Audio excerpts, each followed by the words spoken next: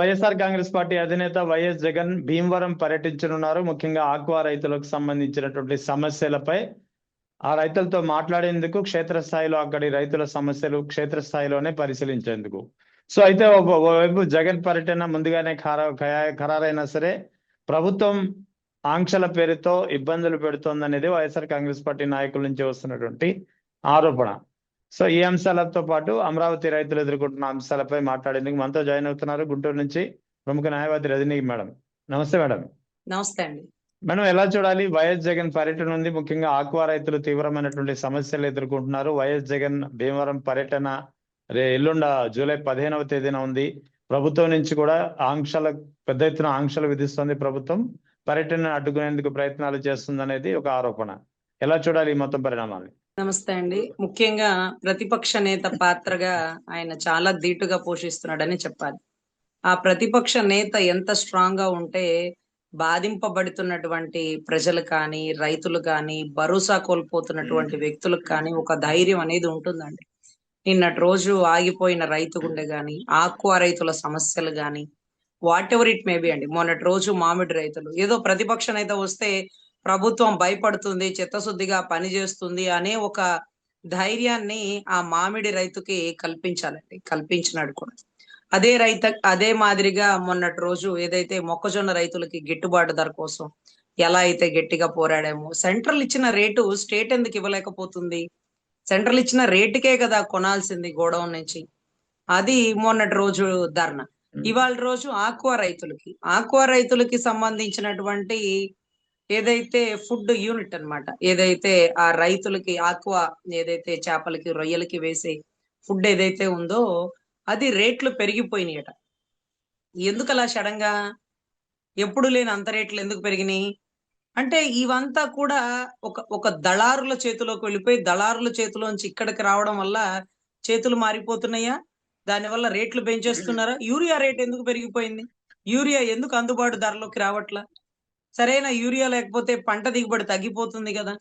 రైతు కంట నీరు అంటూ సినిమాల్లో ట్రైలర్ లాగా ఈ రోజు ప్రతి రైతు కంట నీరేమో కానీ రైతు ఆగిపోయిన గుండెను చూస్తుంటే మనందరి కంట ఏకదారిగా కారే నీరే కనపడుతుందండి.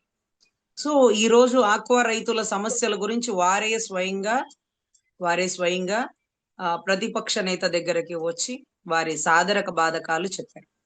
అయితే గతంలో మీకు గుర్తుందో లేదో, రాజధాని రైతులు కూడా ఇలాగే వచ్చారండి, పెనుమాక వాళ్ళు. కానీ అప్పుడు ఒక కమిటీ వేసి మాజీ మంత్రులని పంపించారు, ప్రజా ప్రతినిధులను పంపించారు.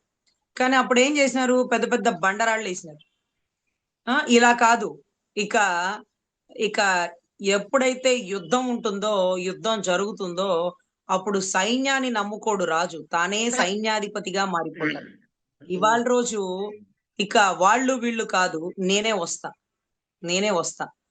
మీరు వస్తారా? అట్లయితే ఫ్లైట్ బంద్.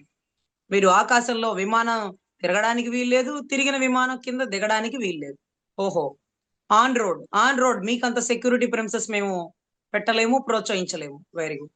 మరి ఎలా అయితే ట్రైన్ ఆపలేరు కదా, నేను ట్రైన్ ఎక్కుతాను, నా సెక్యూరిటీ నేను చూసుకుంటాను, నాకు ప్రజల భద్రత బాధ్యత చాలా ఇంపార్టెంట్, నా సెక్యూరిటీ నేను చూసుకోగలను అంటూ మాజీ ముఖ్యమంత్రి వర్యులు రేపటి రోజు బహుశా ట్రైన్ లో వచ్చేస్తారేమో.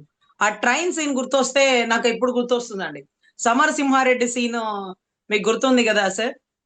ఎలా అయితే ట్రైన్ దిగుతుంటే జనాలు అలా ఉవ్వెత్తుగా ఎగుస్తారు.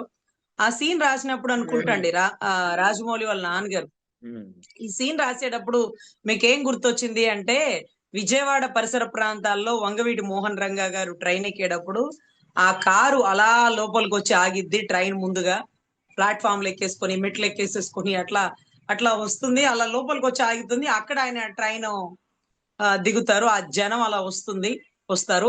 ఆ సీన్ ని అలా చెప్పాల్సి వచ్చింది, అలా చూపించాల్సి వచ్చింది అన్నట్టు. మరి అదే రకంగా భీమవరంలో ఆయన ట్రైన్ దిగుతుంటే అదే మాదిరిగా జనం ఎప్పుడెప్పుడా అని ఎదురు చూస్తున్నటువంటి ఆక్వా రైతుల బాధకాలు తెలుసుకోవాల్సిన బాధ్యత ప్రతిపక్ష నేతకి ఖచ్చితంగా ఉంటుంది సార్. ఆయన బాధ్యతలు ఆయన చాలా గొప్పగా నిర్వహిస్తున్నాడని చెప్పాలి. ఎవరు అడ్డం వచ్చినా ఆయన యాత్రలు ఆపలేరు, లేకపోతే ఆయన ఎవరైతే పరామర్శించాలో వారి తరపున పోరాటం చేయాలో వారెవరిని కూడా ఆయన ఏమాత్రం కూడా నిస్సంకోచంగా వారి తరపు నిలబడి పోరాడతారని వారందరూ నమ్మాలి సార్. సో ఓవరాల్ గా వైఎస్ జగన్ ఒక ఎక్కడికైనా ప్రజల సమస్యలు గాని రైతుల సమస్యలు గాని ఒక ప్రాంతానికి పర్యటించడానికి వెళ్తున్నాడు అని తెలిసినప్పుడు పెద్ద ఎత్తున పోలీసుల నుంచి ప్రభుత్వం నుంచి ఆంక్షలు విధించడం అనేది చాలా కాలంగా చూస్తున్నాం. ఎందుకంటారు? సార్ ఒకటి సార్, ఆయన అక్కడ కూర్చొని మాట్లాడుతుంటేనే ఎక్కడెక్కడ నోళ్లు బంద్ అయిపోతున్నాయి సార్.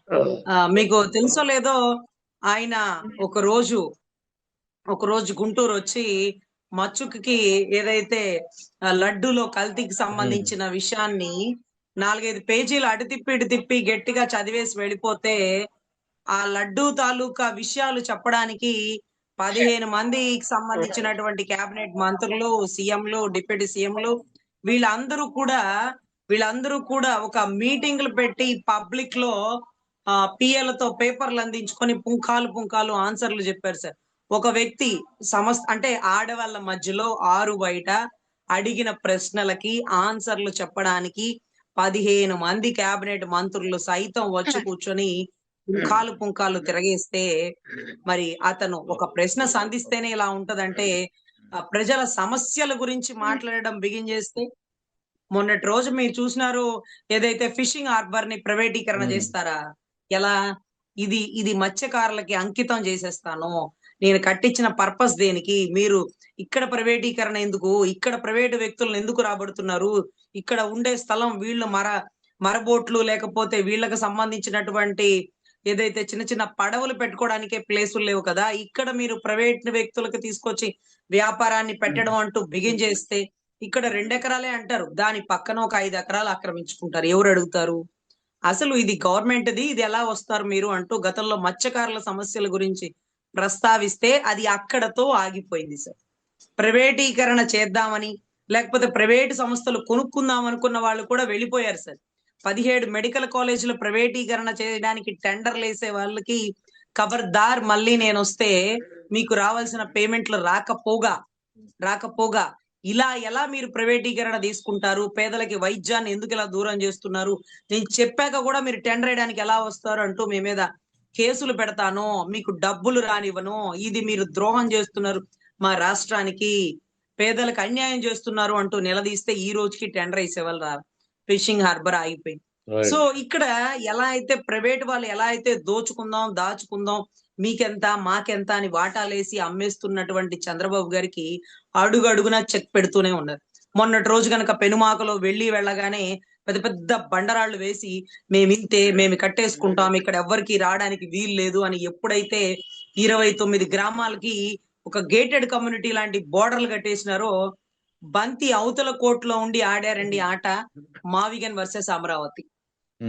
నేను మావిగన్ అంటున్నాను, ఓపెన్ ఛాలెంజ్, అందుకు ఇష్టమైన వాళ్ళే ఓటేయండి, అమరావతికి అవసరమైన వాళ్ళు వేటేసుకోండి, 29 గ్రామాల లోపలే ఉండండి అని ఎప్పుడైతే ఒక స్టేట్మెంట్ ఇచ్చారో, వారు చెప్తుంటారు వచ్చే కంపెనీలు రావట్లేదండి జగన్ గారు అలా బెదిరిస్తే అని.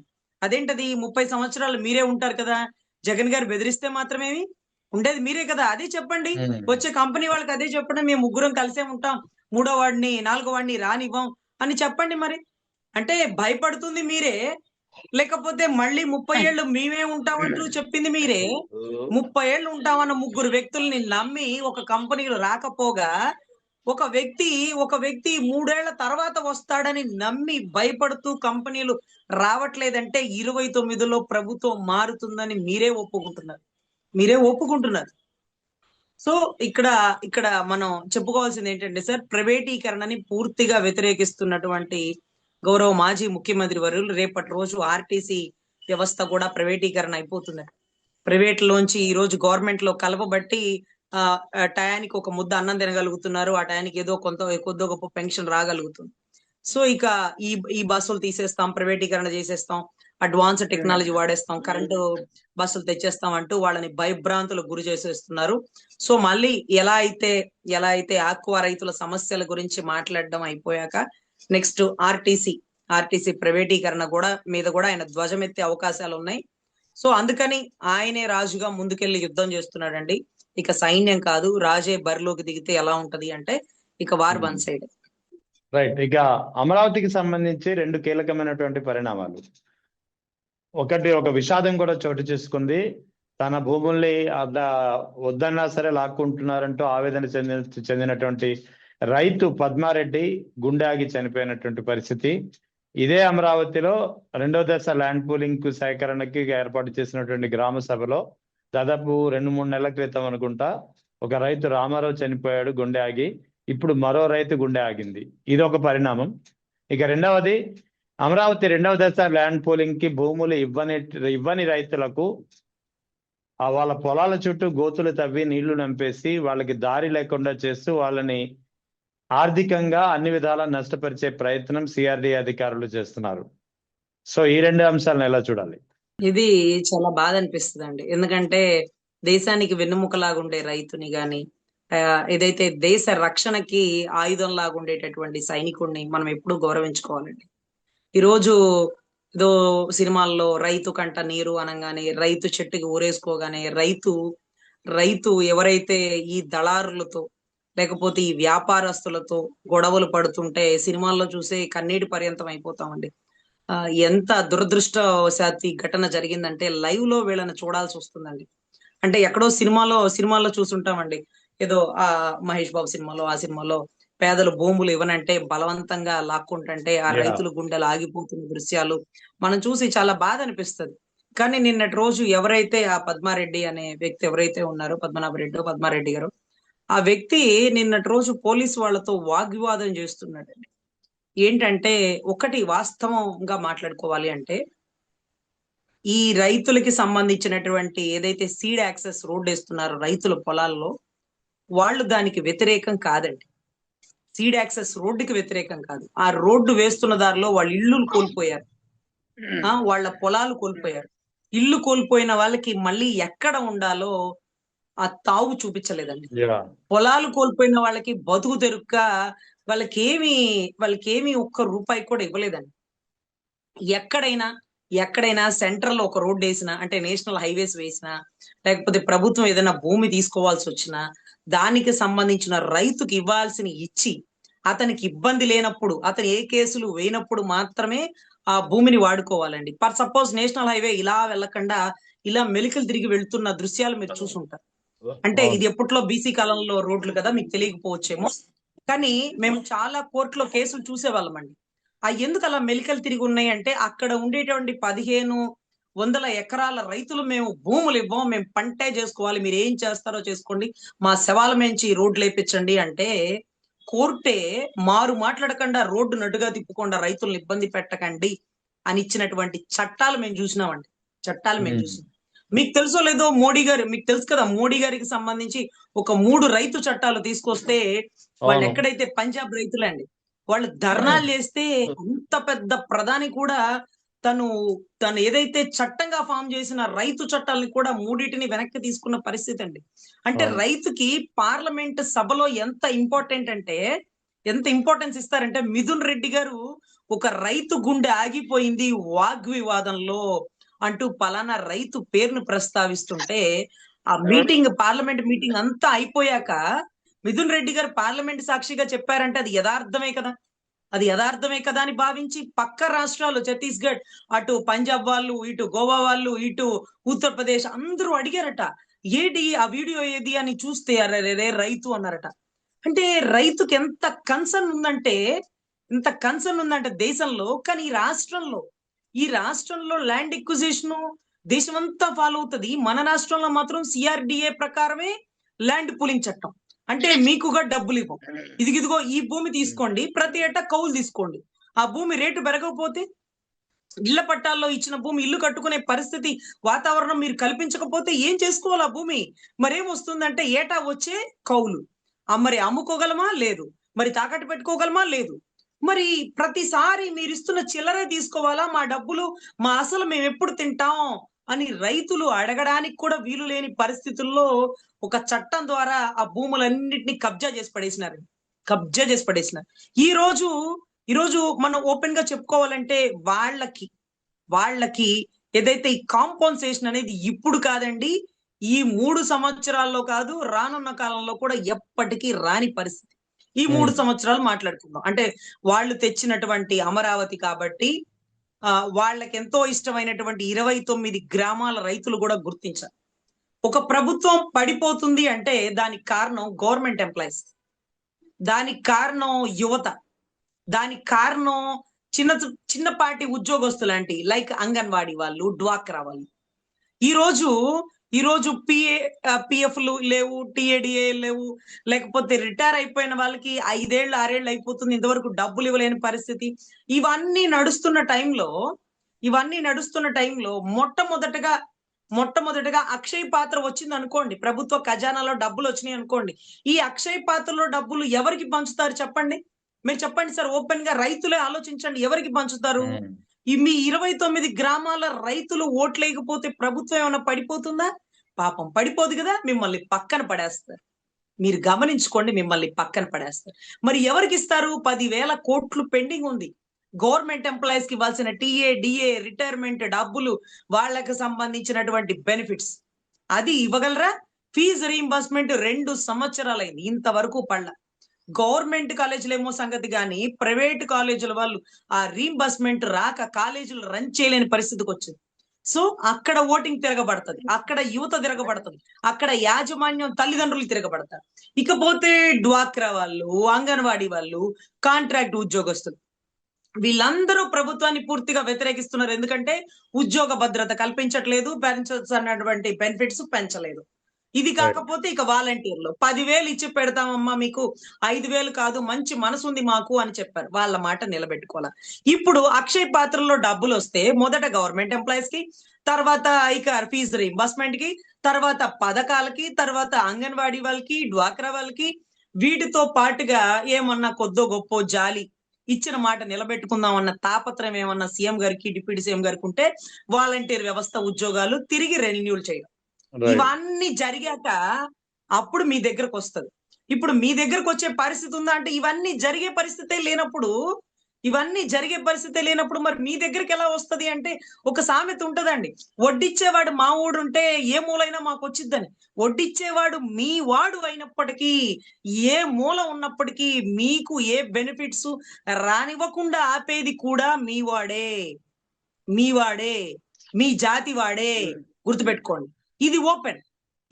ఎందుకంటే అంటారు సార్, ఒక కథ ఉంటది సార్, ఒక చెట్టును నరికేది ఒక గొడ్డలి అయితే ఆ చెట్లన్నీ చెప్పుకుంటాయట, చూడు ఈ ఇనపది వచ్చి ఈ ఇనప గొడ్డలి లాంటిది వచ్చి ఈ ఇనప ఖనిజం వచ్చి మనల్ని నరికి చంపేస్తుంది అని.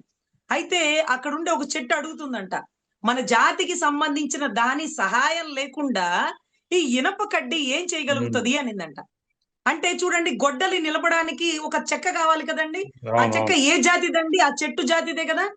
ఆ సంబంధిత జాతి నుంచి కొట్టినటువంటి ఒక కొమ్మ, ఒక చెట్టు, ఒక దుంగ, ఇది వచ్చి ఏదైతే గొడ్డలికి అదును పట్టుకుందే ఆ పదునుగా చెట్టును నరకలేదు కదా. మన జాతిని నిర్మూలించేది, మనల్ని ఎదగనీయకుండా చేసేది వేరెవరో ఇనప గొడ్డలి కాదు, మన జాతి వాడే అని అమరావతి రైతులు దయచేసి విజ్ఞతతో గౌరవించి అర్థం చేసుకోవాలండి. ఎందుకంటే ఎట్టి పరిస్థితుల్లో వాళ్ళకు ఒక్క రూపాయి గాని ఇచ్చే పరిస్థితి అయితే ఈ రాష్ట్ర ఖజానాలో లేని పరిస్థితి. నిన్నటి రోజు ఆయన చెప్తున్నారు, పథకాలు ఇవ్వాలంటే మళ్ళీ ఏం అప్పు చేయాలో నాకే అర్థం కావట్లేదని. ఒకప్పుడు చెప్పేవారు, అంటే మూలనున్న ముసలమ్మ కూడా బటన్ నొక్కేస్తుంది, అంత మాత్రానికి ముఖ్యమంత్రి ఏంటి అని. ఇప్పుడు మీరు నొక్కండి, ముసలమ్మ గారిని తెచ్చి నొక్కమనండి, అవుతుందేమో. అవ్వదు కదా. మరి ఎందుకు 4 మాయ మాటలు చెప్పి రైతులని మోసం చేస్తారు? వారి ఊరైనా గాని రైతులు మోసపోతూ బాధపడుతూ, నిన్నటి రోజండి ఆ రైతు వీడియో చూడండి, కళ్ళజోడు పెట్టుకొని ఆ పెద్ద ఆయన పోలీసులతో వాగ్వివాదం చేసుకుంటూ ఆ తాడు పట్టుకొని వెంబడిస్తున్న పరిస్థితి చూస్తుంటే, పెద్ద ఆయన కదండి, ఆ గర్జనలో బీపీ పెరిగిపోయి గుండె అయిపోయి మరుసటి రోజే చనిపోయారు. ఇలా ఇక ఎంతమంది రైతులు గుండెలాగిపోతాయో. మొన్నటి రోజు ఇలాగే ఎమ్మెల్యే ముందు వాగ్వివాదం చేస్తూ కుప్పగూలి ఆ రైతు చనిపోయాడు. వీటికి కారణాలు ఏంటండి? మాకు ఐపీసీ సెక్షన్ లో ఉండేదండి, సెక్షన్ 306 ఉండేదండి. అంటే అబెట్మెంట్ ఆఫ్ సూసైడ్. అతను సూసైడ్ చేసుకోలేదట, అతను చనిపోలేదట, అతను చనిపోవడానికి ఈ గొడవే కారణం అట. ఇంకా ఇది సూసైడ్ కాదు కదా. పాపం అతను చనిపోవడానికి ఈ కారణాల వల్ల అతను చనిపోయాడు. అంటే మీ చేసే పనులు, అంటే రైట్. ఎక్కడో సింగపూర్ పక్కన ఫ్లాట్ ఇస్తానని చెప్పి కాలువ కట్ట పక్కన ఇచ్చినారని, లేకపోతే అమరావతి డెవలప్మెంట్ చేస్తారని మా ఫ్లాట్లు హద్దులు చూపించలేదని, లేకపోతే మా ఫ్లాట్ లో కన్స్ట్రక్షన్ చేసుకోవడానికి మాకు పర్మిషన్ ఇవ్వట్లేదని, లేకపోతే మా ఫ్లాట్లకు ఎదురుగా రోడ్లు వేయట్లేదని, ఇవన్నీ కూడా చాలా చాలా సమస్యలు ఉన్నాయి సార్. పాపం ఆ రైతులు నోరు విప్పలేని పరిస్థితుల్లో ఉన్నారు కాబట్టి ప్రతిపక్ష నేతగా వారి సాధబాధకాలని గౌరవ మాజీ ముఖ్యమంత్రి వర్యులకి చెప్పారు. ఒకప్పుడు పవన్ కళ్యాణ్ గారికి చెప్పేవాళ్ళండి. ఆయన గొప్పగా వినేవారు. వీళ్ళ కోసం ధర్నాలు చేసినవారు. వీళ్ళ కోసం ఆ ప్రభుత్వాన్ని వీడి బయటకొచ్చి మీరు రైతులను మోసం చేస్తున్నారని ఇలా మాలాగే గర్జించేవాళ్ళు సార్. సడన్ గా గొంతు ఎందుకు మూగబోయిందో అర్థం కాలేని పరిస్థితి. ఎందుకు మాట్లాడలేని పరిస్థితిలో అన్న ఉన్నాడో తెలియని పరిస్థితి. వీటన్నిటికంటే మించి ఒక పాయింట్ ఫేవర్ గా ఉంది సార్. ఆయన ఎప్పుడు కూడా రైతులని భూములు మీరివ్వండి, గొడవ చేయకండి, మీరివ్వండి అని మాత్రం అనలేదండి. కాకపోతే ఇవ్వొద్దని కూడా చెప్పలేదండి. ఇదేంటి అని ఇదేంటి అని ముఖ్యమంత్రి గారిని కూడా ప్రశ్నించలేని పరిస్థితిలో ఉన్నారండి. So what ever it may be, ఈ అమరావతికి ఆయన పూర్తిగా వ్యతిరేకం అంటూ ఒక్క మాటలో చెప్పారు. జై ఆంధ్ర అనండి, జై అమరావతి అనకండి. అమరావతి అంటే 29 రైట్. గ్రామాలకే సంబంధితం అయిపోతుంది అంటూ కూడా ఆయన భాషలో, ఆయన భావనలో కొంత ఈ అమరావతి ఒక గేటెడ్ కమ్యూనిటీ అయిపోతుంది. కొంత సామాజిక వర్గాన్ని డెవలప్ చేస్తుంది. కొన్ని రోజుల తర్వాత ఇది రియల్ ఎస్టేట్ తప్ప మిగతా వాళ్ళు వస్తే రాళ్ళేసే పరిస్థితి కూడా ఉంటుందేమో అని ఆయన చెప్పిన భావజాలం ఇప్పుడు అక్షర సత్యంలా నిరూపితమైందండి. ఇక చివరిది, ఆంధ్రప్రదేశ్ లో ఉద్యోగులు మరోసారి రోడ్డెక్కనున్నారా? ఆంధ్రప్రదేశ్ లో ఉద్యోగులు, ప్రభుత్వ ఉద్యోగులకు సంబంధించినటువంటి చాలా సమస్యలు అపరిష్కృతంగానే ఉండిపోయి, ముఖ్యంగా చెల్లించాల్సినటువంటి డిఏలు ఇంకా పెండింగ్ లోనే ఉండిపోయాయి. ఈ రిలీఫ్ డిఏలు కానీ, సస్పెన్షన్ డిఏలు కానీ, వివిధ రకాల డిఏలు ఏవైతే ఉన్నాయో చాలా కాలంగా పెండింగ్ లో ఉండిపోయి చెల్లించడం లేదు. సో దీనిపై ఉద్యోగులు మరోసారి రోడ్డు ఎక్కే పరిస్థితి కనిపిస్తుంది. ఇప్పటికే కొంతమంది రైతు ఉద్యోగ నాయకులు అయితే గుండె కొట్టించుకుని తమ నిరసన తెలిపినటువంటి పరిస్థితి. ఎలా చూడాలి? సార్ చాలా దారుణం సార్. మొన్న మధ్య విజయవాడలో ఒక మీటింగ్ పెట్టినప్పుడు వచ్చినారు సార్ రిటైర్మెంట్ ఎంప్లాయీస్ వాళ్ళు, ప్రస్తుతం ఉద్యోగం చేస్తున్నటువంటి కొంతమంది వ్యక్తులు.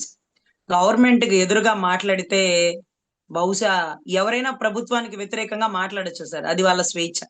కానీ దరిద్రం ఏంటంటే ప్రభుత్వ ఉద్యోగస్తులు మాత్రం ప్రభుత్వానికి ఎప్పుడు వ్యతిరేకంగా మాట్లాడకూడదు. మరి right to speech and expression వాళ్ళకి ఎందుకు పనిచేయదు నాకు అర్థం కాదు. రైట్ టు రిలీజన్ వాళ్ళకి ఎందుకు పనిచేయదు నాకు అర్థం కాదు సార్. అంటే నాకు ఇష్టమైన మతాన్ని నేను ఫాలో అవ్వచ్చు, మీకు ఇష్టమైన మతాన్ని మీరు ఫాలో అవ్వచ్చు. కానీ రాజ్యాంగం ప్రకారం ఒక దళిత క్రైస్తవుల చట్టం అనేది వచ్చింది చూడండి. ఆ మాదిరిగా ఎవరైతే ఉద్యోగం చేస్తున్న వ్యక్తి అయితే ఉన్నారో ఎస్సీ తాలూకా సంబంధించి దళిత కోటాలో, వాళ్ళకి రైట్ టు రిలీజన్ లేదంట సార్. అని మరి రాజ్యాంగం ఇచ్చిన హక్కుని రాజ్యాంగమే ఎందుకు హరిస్తుందో అర్థం కావట్లా. ఇట్లా ప్రతి హక్కుని వెనక్కి తీసుకునే పరిస్థితి అయితే ఈ రాష్ట్రంలో, ఈ దేశంలో ఎందుకు నెలకొనిందో నాకైతే తెలియదు. కానీ ఇకపోతే గవర్నమెంట్ ఎంప్లాయీస్, ఈ గవర్నమెంట్ ఎంప్లాయీస్ తిరుగుబాటు ఎలా ఉంటదంటే, వీరు తలుచుకుంటేనే ప్రభుత్వం, వీరు తలదించుకుంటే ప్రతిపక్షం. అంటే అయిపోతుందండి, విఫలం అయిపోతుందండి. ఎందుకంటే మొన్న మధ్య అనుకుంటాండి ఒక జడ్జి గారి తాలూకా ఒక వ్యక్తి గన్మెన్ అనుకుంటా, గన్మెన్ అతను అడుగుతున్నాడు, ఏమండి మేము డిప్యూటీ సీఎం గారిని చూసి మేము ఓటేసినాము, ఆయన ఒక సాధారణ కానిస్టేబుల్ కొడుకు అని చెప్తుంటాడు కదా, ఈ రోజు మాకు టీఏడిఏలు ఏమీ రావట్లేదండి, మేము ఎక్కడికి వెళ్ళినా మా సొంత డబ్బులు పెట్టుకుంటున్నాము, మా జీతం అంతా మా ఖర్చులకే సరిపోతుంది, ఇంట్లో రూపాయి మిగిలని పరిస్థితి అయితే ఉంది, మేము హోటల్ తీసుకున్నా, భోజనాలు తీసుకున్నా, ఎక్కడ తీసుకున్నా, ట్రావెలింగ్ కానీ ఏది చాలా ఇబ్బంది అయిపోతుంది. వీటన్నిటికంటే మించి రిటైర్ అయిన వాళ్ళకి రూపాయి రావట్లేదండి, వాళ్ళ బిడ్డల పెళ్లిళ్ళు, చేసిన అప్పులు ఇవన్నీ తీర్చుకోలేని పరిస్థితి అవుతుంది. మరి ఇది ఆయన దాకా తెలుస్తుందా? తెలిసి మౌనంగా ఉంటున్నారా? ఏమీ చేయలేని పరిస్థితిలో ఉన్నారా? మరి అలాంటప్పుడు ప్రభుత్వంలో నేను భాగంగా ఉన్నా, మీ సమస్యలు నావి, నేను ఖచ్చితంగా తీరుస్తాను అంటూ ఒక భరోసా ఇచ్చి కదా ఆయన ప్రభుత్వాన్ని ఫామ్ చేసినాడు. ఏ రోజు సైకిల్ కి ఓటేయని మేము, ఏ రోజు కాంగ్రెస్ తప్ప బయటికి రాని మేము, ఈ రోజు ఆయన మాటని నమ్మి మేము ఓటేసినాం కదా. మేము 4 సార్లు ముఖ్యమంత్రిగా అనుభవజ్ఞుడిని చూసినామండి. ఆయన అంటే మాకు నమ్మకం లేదు. ఆయన కార్పొరేట్ వ్యవస్థలకి, కాంట్రాక్టులకి, పెద్ద పెద్ద ఇండస్ట్రీల వాళ్ళకి తప్ప సాధారణ ఉద్యోగస్తుల్ని కన్నెత్తి చూసే పరిస్థితి, వాళ్ళ సాదర బాధకాలు 2 ఎకరాలతో బిగించేసిన రాజకీయ చరిత్ర గల వ్యక్తికి ఎందుకు మా కష్టాలు తెలియవో మాకు అర్థం కాదు. కానీ ఇతను నాకు అన్ని కష్టాలు తెలుసు, నేను ఒక సాధారణ ఉద్యోగి కొడుకుని అంటుంటాడు కాబట్టి ఇతను మాట నమ్మి నన్ను నమ్మండి అంటే 14లో నమ్మినాం, మళ్ళీ 24లో నమ్మినాం. ఏం చేసినారు? ఈ రోజు ఆయన దృష్టికి ఎప్పుడు తీసుకెళ్తాడు ఈ సమస్య? ఆయన ఏమీ చేయలేరు కదా. మీరే మొన్న చెప్పారు రాజ్యాంగబద్ధ పదవి కాదు అని. మరి రాజ్యాంగబద్ధ పదవిలో కనీసం ఒక 2 ఏళ్లన్నా ఆయన కొనసాగిస్తే ఆ 2 ఏళ్లలో మా సాదర బాధకాల సమస్యలను తీర్చగలుగుతారేమో, ఒక గొప్ప జీవోలు ఇవ్వగలుగుతారేమో. ఏదైతే కొత్త పెన్షన్ పథకం, పాత పెన్షన్ పథకం ఇలాగా చాలా పథకాలు ఉన్నాయి కదా. వీటన్నిటిలో మార్పులు చేర్పులు తీసుకొస్తాను. మరి వెంటనే కాదు, ఒక సంవత్సరం లోపన్నారు. 2 ఏళ్ళు అయిపోతుంది. 2 ఏళ్ళు అయిపోతుంది. రైట్. ఇవ్వాల్సిన టైంకి మించే ఇచ్చినాము అంటూ ప్రభుత్వ ఉద్యోగస్తులు నేరుగా నిలదీస్తున్నారు గౌరవ డిప్యూటీ సీఎం గారిని. అదేంటది, ఆ శాఖ నాది కాదు, నన్ను అడక్కండి అని ఆయన తప్పించుకోలేని పరిస్థితి అండి. ఎందుకంటే ఆయన చూసే ఓటేశారు, ఆయన చూసే గెలిపించారు, ఆయన వల్లే ప్రభుత్వం ఫామ్ అయిందని 110 సార్లు చెప్పుకునేటటువంటి ప్రజలు కానీ, తెలుగుదేశం వారు కానీ, జన సైనికులు కానీ ప్రభుత్వం ఫామ్ అవడంలో ఆయన పాత్ర ఉంది అంటే ఆయన మాటని ఇక్కడుండే ప్రజలందరూ నమ్మి ఉన్నారు. ఈ రోజు ఆ మాటని నిలబెట్టుకోలేని పరిస్థితిలో ఉన్నాను అంటే అది రాజ్యాంగబద్ధ పదవి కాదు కదా, నాకు చెక్ పవర్, సంతకం పవర్ లేదు కదా, ఉంటే నేను జీవో తెచ్చుండేదాన్ని, మీకు రావాల్సిన బెనిఫిట్స్ ని ఇప్పించుండేవాడిని అని ఆయన అంటే, మరి ఇవన్నీ కూడా ముందే మాట్లాడుకోవాలి కదా. ఒక 3 ఏళ్లు మీరు, ఒక 2 ఏళ్లు నేను, అప్పుడు నేను కొన్ని మాట ఇచ్చాను, నేను ఇచ్చిన మాటలు కొన్ని నిలబెట్టుకోవాలి. మీకు తెలుసో లేదో ప్రతి జిల్లాలో అనుకుంటండి ఒక 500 మందికి 5 లక్షల రూపాయలు ఎంతో ఇస్తాను, మీరందరూ సొంతగా కంపెనీలు పెట్టుకోండి, చిన్నగా మీకు ఏదైతే వ్యాపారాలు స్టార్ట్ చేయండి అంటూ కూడా చెప్పారండి. జిల్లాల వారీగా 500 మంది. మేము జనసేనలో ఉన్నప్పుడండి మీ 10 మంది, మీ 20 మంది, మీ 30 మంది 500 మందిలో ఉంటారు. మీరు ఎదగండి, మీరు చిన్న చిన్న ఇండస్ట్రీస్ స్టార్ట్ చేసుకోండి, 5 లక్షల పెట్టుబడితో అన్న మనకు సహాయం చేస్తున్నాడు అని అనుకోండి. ఇవన్నీ చెప్పుకున్నామండి. కనీసం ఆయన ఏదైతే ఒక పాంప్లెట్ లాంటిది వేసి ఉంటారు కదా, దీని గురించే మొన్న జంజీలో ఒక బిడ్డ అడిగిందండి, మీరు ఎలక్షన్ ముందు చాలా మాట ఇచ్చుంటారు కదా, ఆ మాటలు నిలబెట్టుకోకపోతే ఏం చేయొచ్చు? Breach of contract, breach of agreement, breach of word, ఏదైతే మీ మాటని మీరు తప్పి ఉన్నారు కదా, మరి మీ మీద కేసులు నమోదయ్యొచ్చా అంటే ఆయన చెప్పిన సమాధానం, నెక్స్ట్ ఎలక్షన్ లో మీ సమాధానం ఓటుతో చెప్పడమే కానీ ఇప్పుడు వీటి మీద సెక్షన్స్ ఏమీ లేదు కదా. ఒక గవర్నమెంట్ ఉద్యోగస్తుడు, చిన్నపాటి ఉద్యోగస్తుడు చేస్తేనే తప్పు, కానీ గవర్నమెంట్ ని ఫామ్ చేసి గవర్నమెంట్ లో రూలింగ్ చేసే వ్యక్తి మాత్రం ఎన్ని తప్పులైనా చేయొచ్చు. ఒక చిన్నపాటి ఉద్యోగస్తుడికి మాత్రం నేర చరిత్ర ఉంటే ఎలిజిబిలిటీ కూడా లేదు. కానీ గవర్నమెంట్ ని రూలింగ్ చేసి లేకపోతే గవర్నమెంట్ ని ఫామ్ చేసే వాళ్ళకి మాత్రం ఎన్ని కేసులైనా ఉండొచ్చు. ఇవేం ఎలిజిబిలిటీనో, వీళ్ళు ఒక చిన్న మాట చెప్పినా, ఒక మాట తప్పినా, లేకపోతే చిన్న ఒక 5 లక్షలు, 1 కోటి రూపాయలు ఫండ్ మిస్యూటిలైజ్ అయినా, ఒక 5 లక్షలు చెక్ పోయినా ఆ ఉద్యోగిని ఇమీడియట్ గా సస్పెండ్ చేస్తారు, రిమూవ్ ఫర్ సర్వీస్ చేస్తారు. కానీ ఈ రోజు 200 కోట్లు, 500 కోట్లు స్కాములు జరుగుతుంటే కేసులు చేస్తున్నారే గాని వాళ్ళని సస్పెండ్ చేసి, వాళ్ళని ఎమ్మెల్యే పదవి నుంచి రాజీనామా చేసి 20 సంవత్సరాలు పోరాటం చేయకూడదు, ఆ పదవికి పోటీ చేయకూడదు అంటూ కూడా ఒక పెద్ద పెద్ద చట్టాలు ఉండాలండి. బహుశా చైనా అంత గొప్పగా డెవలప్మెంట్ అయిందంటే చైనాలోనండి. మొన్న మధ్య ఎవరో ఒక 200 కోట్ల అవినీతి చేసినాడట అగ్రికల్చర్ మంత్రి. ఇమ్మీడియట్ గా ఆ ఉద్యోగంలోంచి తీసేయలేదండి. అంటే ఎమ్మెల్యే పదవిలోంచి తొలగించలా, ఉరి తీసేసినారట. ఉరి తీసేసినారండి. ఎంతమంది ఉరి తీసినారో లిస్టు చూస్తే అవినీతి నిరోధక దేశమేమో చైనా. అందుకే అంత గొప్పగా ఎదుగుతుందేమో. అంటే ఇక్కడ సో ఇవన్నీ కూడా మనం పరిశు చేయించుకోవాలండి. ఎందుకంటే గొప్ప వ్యక్తులు పరిపాలిస్తే గొప్ప చట్టాలు వస్తాయి. ప్రజల తాలూకా సాదర బాధకాలు తెలిసిన వ్యక్తి ఆ స్థానంలో ఉంటే తప్ప రాష్ట్రం బాగుపడే పరిస్థితి లేదని నా భావన అండి.